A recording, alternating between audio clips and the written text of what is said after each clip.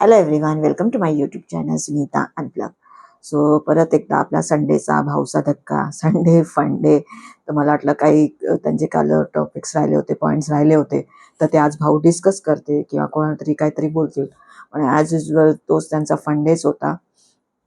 एक नोटीस केलंय की कसं आहे ना, he is a very good entertainer. कारण हे लोक सगळे डान्स करत होते, ते सुद्धा भाऊ डान्स वगैरे करत होते, तर ही वॉज एन्जॉईंग, फार एन्जॉय करत होते.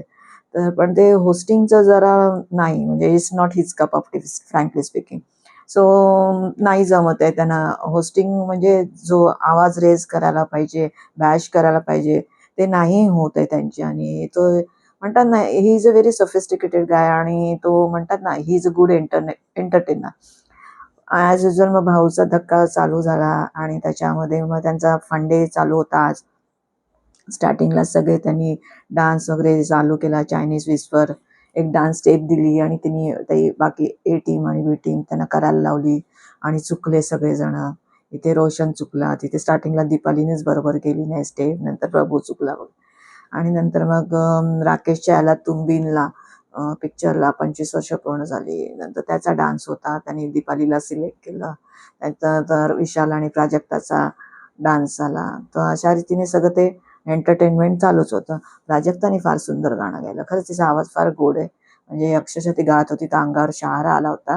तर खरंच तिचा फार सुंदर आवाज आहे. नंतर राखीसाठी स्पेशल टास्क आणला डॉक्टरचा. तो म्हणजे राखी म्हटलं की पूर्ण तुमचं एंटरटेनमेंट तर होणारच. तर काही काहींना वाटत असेल की आजचा एपिसोड म्हणजे नाही पूर्ण बोरिंग होता वगैरे. समटाईम्स असं एंटरटेन व्हायला काय हरकत आहे. म्हणजे नेहमीच तुम्हाला काय भांडणं भांडणं भांडणं, कुठं सारखी सारखी भांडणं, आणि म्हणतात ना, आपण घरात पण भांडणं आणि कटकट आणि किरकिर असते, तर आपल्याला नाही आवडत ते. पण ते जे आपण खुश असतो, हसतो, तर ते सगळ्यांनाच आवडतं, उलट आपण एन्जॉय करतो. तर आठवड्यातनं एक दिवस आपण असं एंटरटेन व्हायला काहीच हरकत नाही आहे. तो त्या दृष्टीने जर बघितला तर इट वॉज म्हणजे का संडे जो होता, जो मिक्स होता, म्हणजे एंटरटेनमेंट होता. नंतर ह्यांना चुगल्या वगैरे दाखवल्या, तेही चांगलं झालं. म्हणजे मी म्हणालेच होते एकदा रिव्ह्यूमध्ये की राखीला आणायची गरज नाही, आणि याच्यात जर चुगल्या टोळीच्या एकमेकांना दाखवल्या त्यांच्यात भांडणं होऊ शकतात. पण काही लोक असे, म्हणजे बिग बॉस एवढा त्यांना सगळं सांगण्याचा प्रयत्न करतोय, पण ते सुधारायचं नावच नाही. म्हणजे he is not a player. म्हणजे I am talking about Roshan. त्याला बिग बॉस एवढे हिंट देत होते. नंतर राखीनी, म्हणजे राखी थ्रू, राखी किती वेळा त्याला बोलली, तू विशालच्या समोर, तुला एवढी चांगली बॉडी वगैरे, तू विशालच्या समोर उभा राहा वगैरे, तर तू चांगला दिसशील, आणि खेळ म्हणजे चांगला खेळ सुद्धा. समोरून ती काय काय त्यांना पॉईंट्स देते. पण हा माणूस टच स्कीमच नाही, काही हलेच ना, काहीच बोलेच ना. इतक्या चुगल्या दाखवूनही याला म्हणजे नंतर कन्व्हिन्स केल्यानंतर तो कन्व्हिन्स झालाय. सो असे मग असे प्लेयर्स का हवेत. फॅन्स लोकांना पण समजायला पाहिजे ना की तुमचा प्लेयर खेळतच नाहीये, त्याला एवढ्या हिंट्स दिल्या जातात, एवढं सांगितलं जातंय, तरी ते म्हणजे तो तसाच वागतोय. म्हणजे काय कायना असते की सपोर्ट शिवाय आपण पुढे जाऊ शकत नाही, आपल्याला कोणीतरी सांगायला पाहिजे. तो मग आता काय करू शकतो असल्या लोकांचं. तुम्ही इंडिव्हिज्युअली गेम नाही खेळणार तर तुम्ही कसे दिसणार. आणि मग तुम्हाला असं सतत कोणीतरी सांगतंय, बोलतंय, हे कर ते कर, देन तुम्ही करणार, तर मग ते अर्थ नाही ना त्या गोष्टीला. म्हणजे एवढ्या मीम्स पण निघताय की मागच्या वेळी तो वैभव अरबाजचा हे होता, आता हा बैल होता आणि हा आता विशालचा आहे. तर मग असे मीम्स वगैरे निघतायत वगैरे, तर नाही आवडत आहे खरं. फ्रँकली स्पीकिंग ना, रोशन आणि सचिन हे दोघं फार चांगले आहेत. म्हणून गावाकडची लोक आहेत, साधी बोळी लोक आहेत, तर या लोकांना गेम प्लॅनिंग प्लॉटिंग नाही जमत आहे. तर काय काय असतात ना, ते बिग बॉस मटेरियल नसतात, तर इट्स ओके ना, काही हरकत नाहीये. जरुरी नाही की प्रत्येकाला खेळताच आलं पाहिजे. पण हा कसा गेम शो आहे, तर तुम्हाला खेळणं गरजेचं आहे. तुम्ही खेळला नाही तर कसं चालणार. So that is important. तर इथे राखीचा तर डॉक्टरचा गेम चालू झाला, तर तिथे पण मग झोपी गेलेला जागा झाला, आणि मग तिने रुचिताला हे सिलेक्ट केलं त्याच्यासाठी. आणि तिथे पण रुचिता ॲज युजल तिचा टोन आणि ती कशी उलटसुलट. खरं एक समजायला पाहिजे ना, म्हणजे काही असू दे, ती राखी माइंड करत नाहीये, तुम्ही बोलताय ते ऐकून घेते. ऑफकोर्स ही पण हे करतेच आग लावायची कामं. पण एक तुम्ही, तिचा हाच प्रॉब्लेम आहे. म्हणजे दीपाली असो, राकेश असो, ती इतका डिसरिस्पेक्ट करते ना, तर ते बघून नाही आवडत आहे. नंतर मग त्यांचं कन्व्हर्सेशन जे होत होतं तेव्हा तरी ती म्हणाली, अच्छा आता तू ऍक्सेप्ट केलं, मी तुझ्यापेक्षा वरचढ आहे, असं रुचिता बोलते. म्हणजे तो ॲरोगन्स, तो टोन, आणि भाई याच 25 वर्षापासून इंडस्ट्रीमध्ये त्यांनी किती कॉम्प्रोमाइजेस आणि सॅक्रिफायसेस केलेले आहेत, आणि आता कुठे ते म्हणजे ह्या पोझिशनला आहे. आणि इथे पण तुमच्यासारखं नाही आहे की मला बिग बॉसमध्ये घ्या, मला बिग बॉसमध्ये घ्या. तिला बोलवलं जातं, तिला स्पेशली बोलवलं जातं जेव्हा यांचा ग्राफ खाली येतो तेव्हा. मग ते हिंदी असू दे किंवा मराठी असू दे, तर शी इज द ओनली वन की ती मराठी आणि हिंदीमध्ये व्यवस्थितरित्या सगळं तिचं चालू आहे. तर तुमचं कम्पॅरिझनच नाही आहे. तुम्ही आता कुठे आलात, तुमचं वय काय, तुम्ही बोलताय काय, तर इथे रुचिताचा हाच प्रॉब्लेम आहे ना. म्हणून ना ती डोक्यात ह्याच्यासाठी जाते. म्हणजे तुमचा गेम काही असं नेहमीच कर्कशपणा, नेहमीच ओरडाओरड, आणि अरे कधीतरी फन वेनी, जसं तन्वी वगैरे काय काय ह्या लोकांचं चालू असायचं, आयुष बरोबर, करण बरोबर. तर क्लिप्स पण बाहेर येतात वगैरे, किती सुंदर आणि ते गोड वाटतं. थोडं एंटरटेनिंग असलं लोकांना, तुम्ही हसवती जा ना, ती बाजू दाखवा ना. दरवेळेला तुम्हाला काय रागिष्टच असलं पाहिजे का? तिचं आणि अनुश्रीचं तेच चालू असतं, म्हणजे एंटरटेनमेंट काहीच नसतं, नुसती बोंबाबोंबच असते. तर ते नाही आवडत आहे. नंतर मग विनाकारण तंटा करतात. तर ते पण मग तिने रुचितालाच हे केलं विनाकारण तंटा. आणि तर ते भाऊ म्हणाले की राखीला सुद्धा, तर तिला त्याच्यासाठी बोलवले, तर अर्थ काय तिला बोलण्यात. तर दुसऱ्यांचं चांगलं झालेलं पाहत नाही, म्हणजे पोटात तडफड होते वगैरे. आधी तिने रुचिताचं नाव घेतलं, नंतर मग तिने प्राजक्ताचं नाव घेतलं. तर मग प्राजक्तानी तर ते तर सध्या दिसलं नाही. तर म्हणजे ती कसं आयुर्वेदिक आहेत, म्हणजे ती जळताना बिळताना तरी दिसत नाही. हां, ती रिॲक्ट करताना थोडीफार दिसते, पण तुम्ही खेळायला पण पाहिजे ना प्राजक्ताचा. आता आज कसा सचिन पण गेला, मग तुम्हाला काय ऑप्शन आहे? तुम्ही काय करू शकणार आहे? काहीच नाही करू शकणार. आता इथे कसं दाखवलंय याच्यानंतर, जेव्हा प्राजक्ताच्या जेव्हा बोलत होती, जेव्हा म्हणजे भाऊचा धक्का संपला वगैरे, त्याच्यानंतर सॉरी मध्येच हा मी पॉइंट काढते, पण मला आता तो आठवला. तर ती सागरवरती बरोबर तिथेच बाल्कनीमध्ये बसलेली आणि बोलत होते की का जेव्हा आपण म्हणत होतो की पॉइंट घेतला नाही, अनुश्री असत होती राखीच्या इमोशन्सवरती बघ. तर ती म्हणत म्हणजे बोलता बोलता ती सागरला बोलली, मी तिच्या बाजूला हसले तर मला बोललं गेलं वगैरे, म्हणजे चांगली नाही दिसले. तर म्हणजे तो पॉइंट घेतला होता आणि आपल्याला दाखवला नाही, म्हणजे तो एडिट करण्यात आला. सो तुम्ही काय काय मे बी त्यांचं हे असेल की अननेसेसरी हा पॉइंट रेज करून त्यांची इमेजची वाट नको लागायला, म्हणून त्यांनी तो दाखवला नाही. पण नंतर मग त्यांनी कन्व्हर्सेशनमध्ये दाखवलं की हा पॉइंट घेतला गेला, म्हणजे इश्यू नको व्हायला या भलत्याच पॉइंटचा. तो इट्स ओके ना, प्रत्येकाची पर्सनॅलिटी आहे. तर तुम्ही तिथे हसायला नव्हतंच पाहिजे होतं.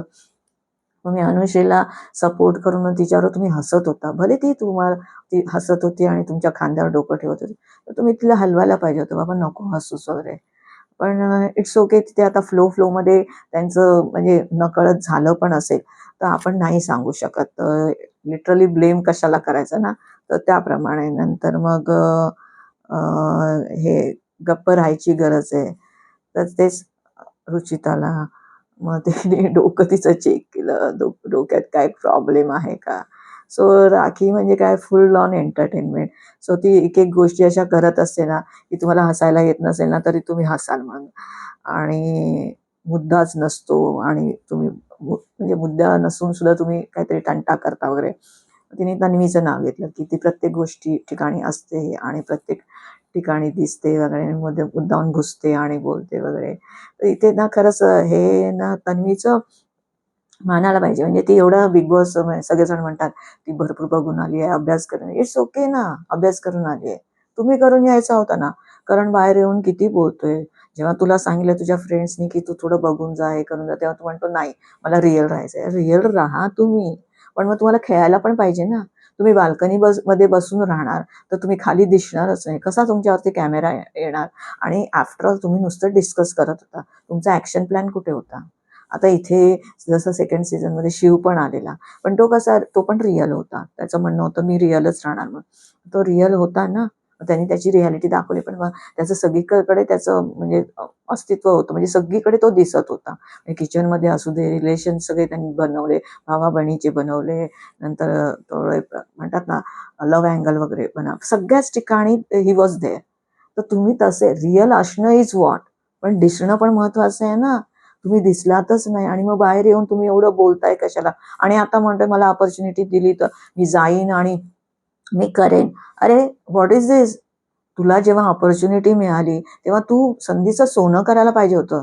तू माती केलीस आणि संधी सारख्या सारख्या येत नाहीये. आज एवढ्या मोठ्या रिअलिटी शो मध्ये तुला सिलेक्ट केलं गेलं आणि तू आलास तिथे, तर तू कसं खेळायला पाहिजे होतं?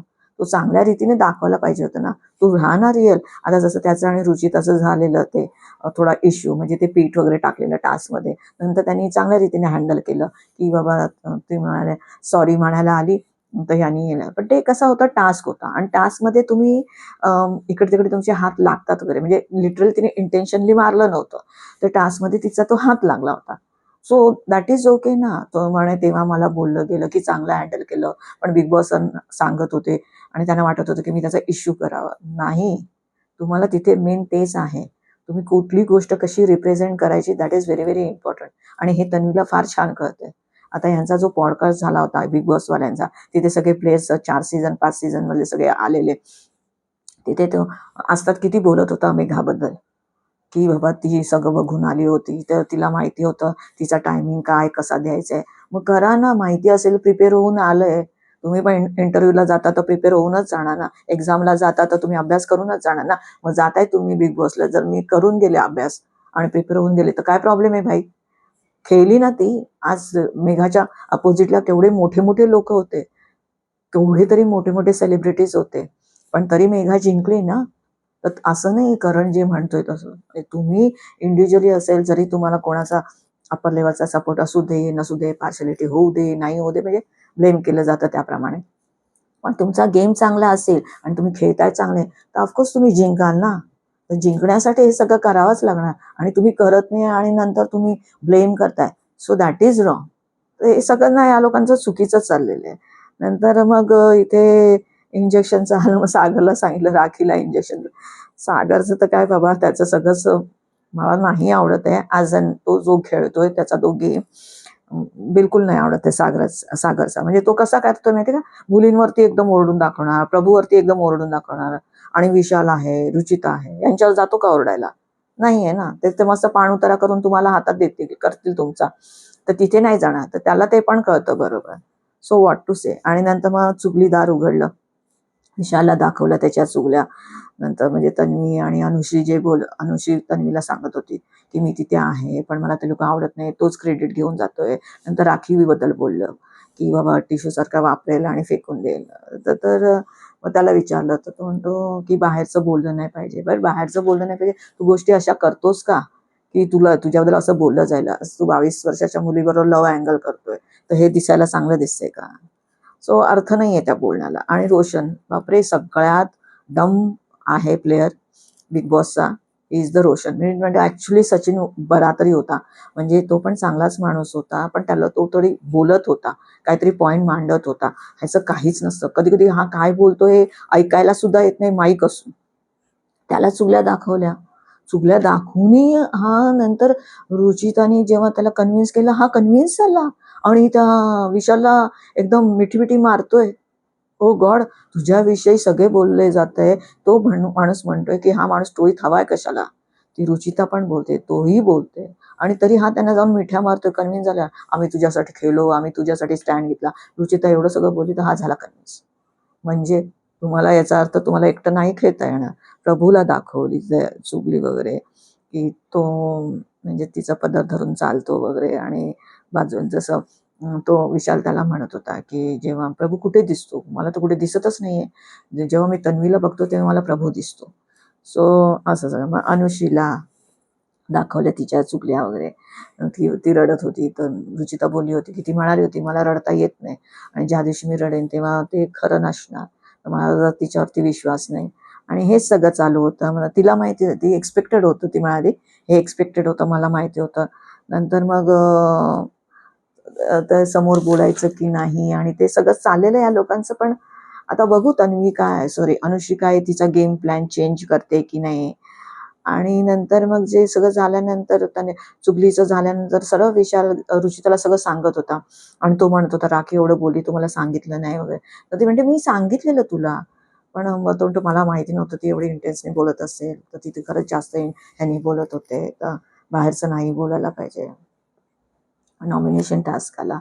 नॉमिनेशनमध्ये मग स्टार्टिंगलाच रोशन, राकेश आणि सागर, मग त्याच्यामध्ये रोशनला डाऊनला ठेवलं डेंजर झोनमध्ये, नंतर रुचिता, दीपाली, अनुश्री आले, नंतर रुचिताला ठेवलं आणि नंतर सचिन, प्रभू, प्राजक्ता आणि मग सचिनला ठेवलं. इथे मला हे सांगायचं आहे, दीपालीचे काही क्लिप्स येत आहेत बाहेर, त्याच्यामध्ये सांगितलं जातं की तिची मदर इन लॉ म्हणजे तिची सासू ऑफ झालेली, एक्सपायर झालेली आहे. सो तिला नाही सांगितले गेलेलं आहे.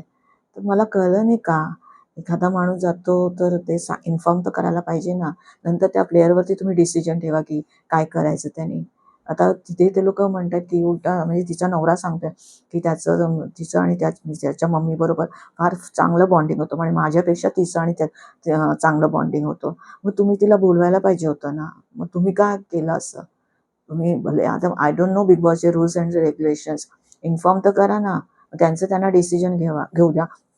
जसं हिंदी बिग बॉसमध्ये दाखवलं होतं, तो मन्नू पंजाबीचा सीझन होता. त्या मन्नूची आई ऑफ झालेली, तेव्हा त्याला सांगितलं तर तो गेलेला आणि जाऊन परत आला.